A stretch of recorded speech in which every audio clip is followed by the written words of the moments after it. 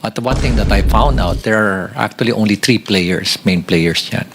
Yung mga korap na politiko, yung mga korap na mga bureaucrats, and we're talking about infra, ibig sabihin mga korap na DPWH officials, at yung mga korap din ng mga contractors. No? Lahat sila korap dyan. Lahat. And Heto nga ho ang pag-uusapan natin ngayon mga kapdit. Dahilan kung bakit ho nagbitaw sa pagka-ICI, advisor, teacher o investigator itong si Mayor Magalong. Kasi nga mga kapdit, nalaman ho niya, nakalkal ho niya lahat-lahat ng sekreto baho ng Malacanang ng gobyerno ng ating Senado. Kasi mga kapdit, lahat ho ng kurap kilala niya. Alam na ho niya. Tsaka sinabi nitong si Claire Castro sa kanya, mga kabdit, hindi ho siya investigador para pakialaman. Ano lang daw siya, mga kabdit, advisor o teacher lamang. Siyempre, mga kabdit, kahit naman ho tayo, nagdadamdam ho tayo ng sakit ng loob, sino bang hindi ho magdaramdam ng sakit ng loob kung ganyan? Sabihin sa'yo ng speaker netong si Marcos Jr., ng kanyang palasyo dyan, talaga naman po magdaramdam tayo kung sasabihan tayo ng ganun. Kahit na hindi naman ho alam ang trabaho mo diyan. 'Di ba? Ito kasi si Claire Castro, mga kabdit, putak ho ng putak 'yan. Samantalang noong hindi pa yan speaker ni ano pangalan nito, hindi pa siya Yusek ni Marcos Jr., mga kabdit, binabanatan ho niya yan si Marcos Jr. na kung ano-ano po yung mga binabato niya sa kanya, magnanakaw daw ho, ganyan. Lahat ho ng pandarambong sinasabi ni Claire Castro, samantala nung kaluklok ho niya, 'di ba? Yun lang po pala yung hinihintay ni Claire Castro, mga ka-update. Yun lang po pala na gawin siyang Yusek dyan sa Malacanang. 'Di ba? Kaya hindi na ho nakakapagtaka kung bakit tinatawag silang yung kain suka. 'Di ba? Totoo naman po kasi, mga ka-update. Ngayong nandyan na siya sa under ni Marcos Jr., sobrang gigil na gigil siya sa mga Duterte. Gigil na gigil siya pag hindi tumutugma yung mga gusto niya sa presidente niya si Marcos Jr. Di ba? Binabanatan ho niya kahit sino, kahit nawala ho siya sa tama. Yung mga sinasagasaan ni Claire Castro, mga ka-update, malayo ho Napakalayo na ho Di ba? Isipin mo pati nga si Pangulong Duterte nasa ICC, binabanatan pa rin. Kahit na lang po sino babanatan niya, basta malinis yung pangalan ng amo niya.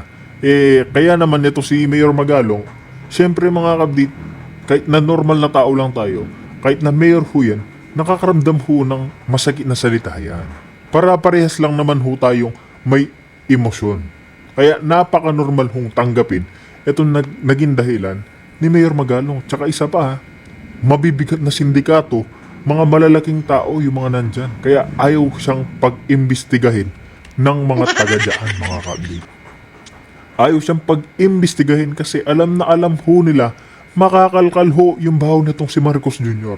Makakalkal ho yung baho ng DPWH, yung mga congressman at yung mga ibang dawit na senador.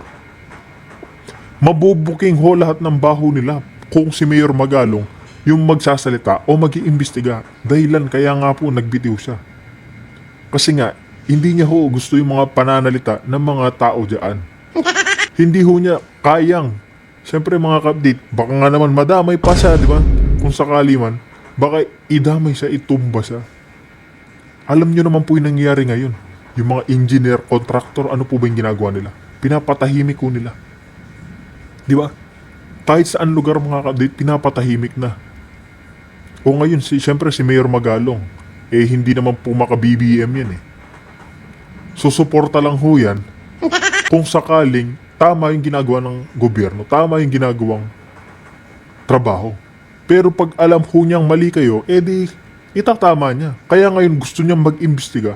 Bakit ho siya pinuputakan? Di ba? Kaya ngayon, mga update, pakinggan ho natin kung sino-sino yung mga pinangalanan ni Mayor Magalong sa mga kurakot na magnanakaw. Mga magnanakaw na politician, politiko, DPWH, lahat ho, mga update. Kaya mga update, simulan na ho natin. the way I see it, it has become a cottage industry, a livelihood program. No? Sa laki ng perang involved. No? There should be 5 major players. No? Yung funder, which usually yung mga lawmakers, the DPWH at yung mga contractors, local government at yung community. Pero in is out yung last dalawa. So sila lang nag-uusap. Most of the time, when we ask them, bakit hindi kayo transparent sa records? Bakit hindi nyo ilabas? Ang lagi nilang sinasagot is, paano kung i-alter nila? Paano kung baguhin at sirahin kami sa social media? So ibig sabihin, anong mechanism? And that's the reason why we're pursuing this, itong transparency and accountability mechanism.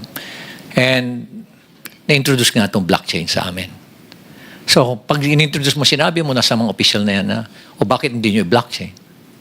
Wala na silang rason. Kasi very weak yung kanilang alibay na sabihin na, hindi namin gagawin yan kasi baka nakawin. O kaya baka i-alter kasi sirain pa kami. So, it's a very weak alibi, pero may rason pa rin sila. May lusot sila.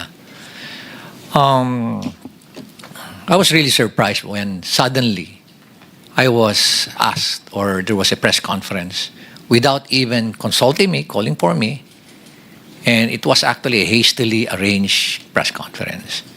Then suddenly, binabanggit na doon na I'm not an investigator, I'm just a legal advisor, when in fact, sila naman ang gumawa nung designation na yun, legal advisor investigator.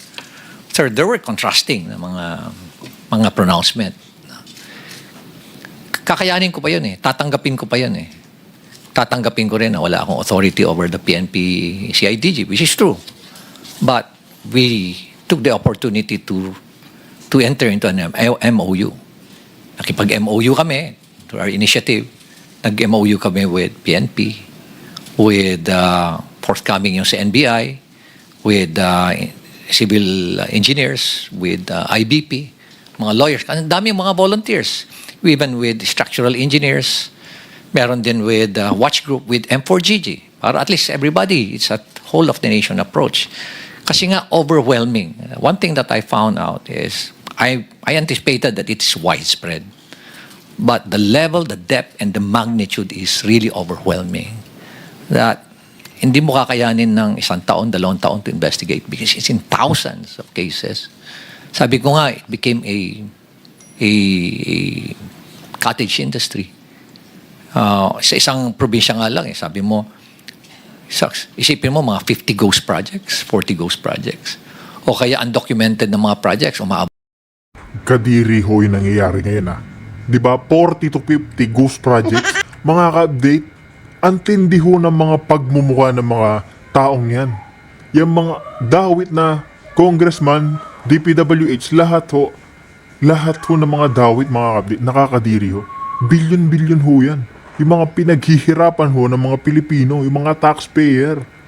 Di ba? Pinaghihirapan ho nating pagtrabahuin para lang may ipalamon sa mga hinayupak na yan. Di ba?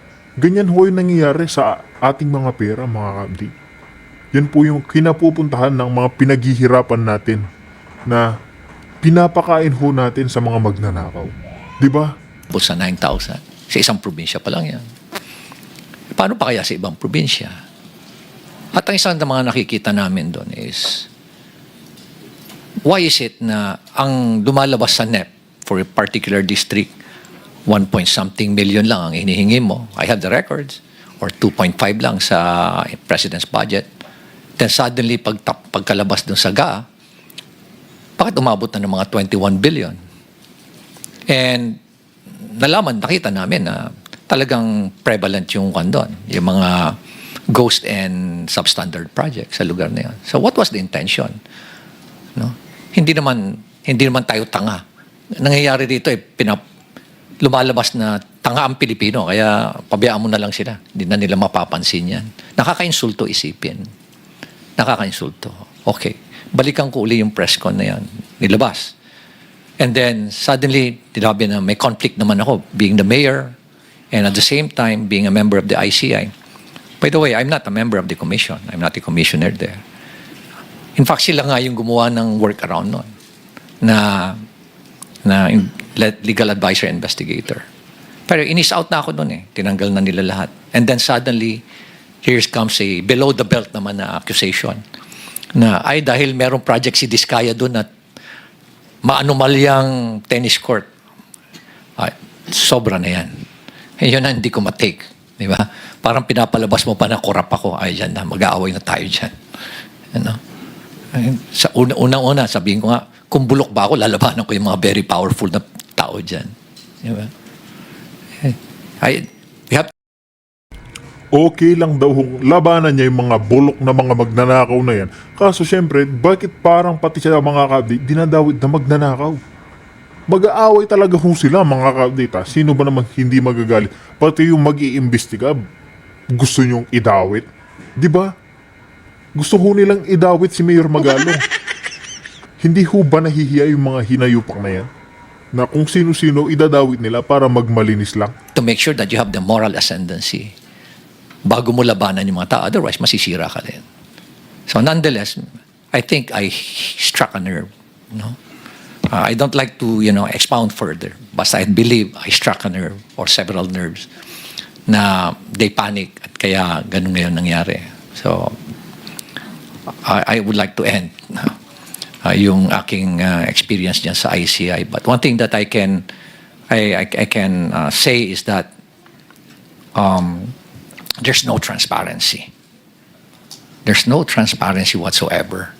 Nakita namin yan ni Secretary Vince. Tinago lahat. No? And they are just so comfortable doing it. They're not afraid. No? Imagine, hindi man lang nila naisip na paano ang taong bayan. Nakakainsulto pa. At ito nga, lately nga, sinabi pa na yung involved na congressman dyan, si Saldico, he did not abandon it. It was a sacrifice. My God! Huh? Nagdakaw ka ng bayan, kasi sasabihin mo, it was a sacrifice on your part. And it's not an abandonment. Ganyan na ba kababa yung standard natin sa Kongreso, Mr. Chair? Huh? Ganyan na ba tayo kawalang hiya ngayon? Huh? Manhid, di ba? Napaka callousness, hypocrisy. At nakakainsulto sa mentalidad natin Pilipino. So from there, Mr. Chair, please allow me to read my position paper on why we're pursuing this blockchain initiative. Go ahead. This will just take about 5 minutes, Mr. Chair. Thank you for inviting me to share my perspective as a local chief executive and as someone who has consistently advocated for transparency, accountability, and integrity in public service. The core of our initiative is simple. The entire country has been in the public eye, nationally and globally, in another corruption scandal. Now, I would like to emphasize the word another, paulit-ulit, because it reflects how often we find ourselves repeating this painful cycle and how deeply rooted corruption is in our country today.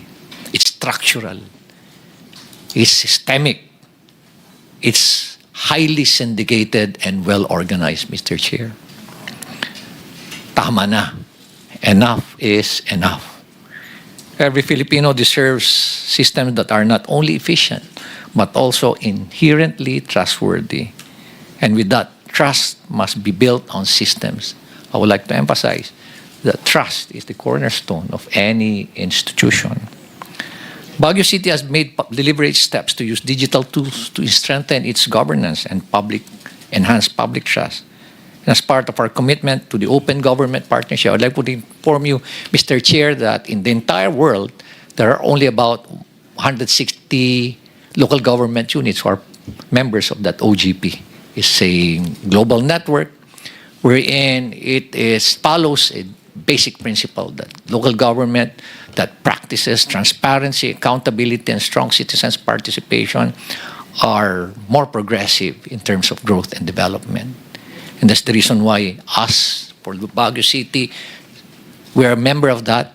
We strive to be a member of that. And in the entire country, out of the 1,400, almost 1,500 local government units, there are only 4 who joined the OGP. Hindi kami natatakot. Why? Sa transparency. Kung wala kang ginagawang mali, hindi ka dapat matakot. And that's why we're pursuing an open government policy. We're now partnering with Bayani Chain. Kita niyo ho itong mga napakabatang bata. Itong dalawa ho. Yan si Jello at si Alfred and Paul and the rest of the team. They approach me, we piggyback dun ho sa DBM para hindi ho kami gumastos. And one thing we told them is, make us as your value chain. Pag sinabi yung Baguio City, then maraming local government na mag-strive also at, This partnership aims to strengthen public accountability, provide permanent audit trails, and promote participatory governance. And we are to go live on 2 weeks from now. Magkakaroon na ho kami or next week, magkakaroon na ho kami ng capacity building today, and we go live on October 15. Yes. Mayor, how long was the process from sinimulan niyo yung partnership till mag-go live po kayo? Almost 1 month, Mr. Chair. Only 1 month? Yes, Mr. Chair. Wow. Kasi yung titingnan mo, from a very layman's perspective, madali lang ho lahat eh. Ang pinakamahirap po is, yung mindset na, are you willing to open to be transparent, Oho. to be to open your data, all this critical information, program of work, bill of quantities, contract, yung bidding documents, bid documents.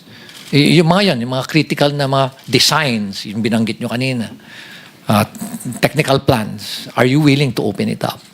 Us in the city of Baguio, we're very much willing. With their platform, we will work on digitally recording infrastructure documents, procurement records, and the city's ordinance for permanent traceability and auditability. So lahat, Mr. Secretary, as long as it does not violate the Data Privacy Act, we're going to open it. Why blockchain technology? Because it addresses weaknesses that traditional systems cannot. And I believe this is aptly and adequately explained by the 2 other presenters. Since we signed the MOA, we've been preparing the necessary documents and records that will be placed in the chain. And we are also conducting knowledge sharing sessions and training for our personnel so that this innovation is not only technology-driven, but people-driven. Kaya nilalabas na namin sa MANCOM meeting namin yan. And we are coming up also with pronouncements sa aming posts sa social media. And as I've said, both DBM and DICT started using blockchain technology in 2024. Nagpipigibak lang ho kami kay Secretary Mina Pangandaman. Thank you very much, DBM. Yeah. And thank you very much for filing the bill, Mr. Chair. Thank you very much for filing Bill 1330. All these efforts show that we are not waiting for the future. And these are early steps, but they carry a very strong message. We're beginning to embed blockchain into systems because good governance should never be an exception. It should always be a way of life. So maraming salamat po, Mr. Chair. Thank you, Mayor Benji. I know we'll be seeing you soon, maybe in another setting here in the Senate. Salamat po. I wish you all the best at sana po ituloy niyo yung investigasyon ninyo even outside of the ICI. Maraming salamat po. Maraming salamat. Thank you. 1 month. Totoo ba yun, Bayani Chain? Where's Bayani Chain? Mr. Hi, Wong. Mr. Chair. Yeah. Before Tiwala, before si Attorney Third, no, sa good friend also. Sige nga, Mr. Wong, 1 buwan lang ba? Kaya na? Yes, Mr. Chair. We're expected to go live on October 15, meaning citizens can access yung mga data ni Baguio City on the blockchain. Sige, will you be talking about that in your presentation later? A little bit? More of parang ano yung impact sa Filipinos, Mr. Chair. Yes, but maybe you can add also, kasi sa totoo lang po, akala ko this will take 2 years or 3 years for the national budget, no? Baka po you can also share about that process and how easy or how difficult it was later, no? Sige po, So we'll Mr. ask Chair. Tiwala to present. Thank you, Mayor Benji. I know you have to go. Maraming salamat. Thank you. Attorney Third, go ahead. Thank you, Senbam. Magandang umaga po sa inyong lahat. We thank the Committee of Science and Technology and the Office of Senator Bam Aquino for inviting us to participate in today's hearing on how the government can leverage blockchain for the national budget. Tiwala is a Filipino technology startup that provides secure digital signatures, digital identity intelligent document solutions, all powered by blockchain. We're a proud DOST Startup Grant Fund Program awardee. Thank you to DOST. And today our platform is trusted by hundreds of organizations in both the public and private sectors, serving more than 300,000 users. Tiwala has also had the privilege of collaborating with the Supreme Court, in shaping the newly approved legal framework for electronic notarization, and they are soon to offer we're soon to offer the country's first blockchain-powered electronic notary facility. We're only the only Filipino company that's a member of the Cloud Signature Consortium, a global association advancing digital trust technologies. All right. Before we talk about blockchain technology, let's start first with a budget. Let's walk through something very concrete, quite literally, the journey of building a public school building in the Philippines. As you can see, the budget process that funds a public school building is complex, involving multiple agencies and riddled with vulnerabilities. By going through the different stages, we can better understand where the cracks usually appear and how technology can help close them. Stage 1, budget preparation and planning. This is where the DepEd, from the school principals to the local schools division to the region until the central office, identifies schools with classroom shortages and submits its proposal to the DBM for it to be included in the national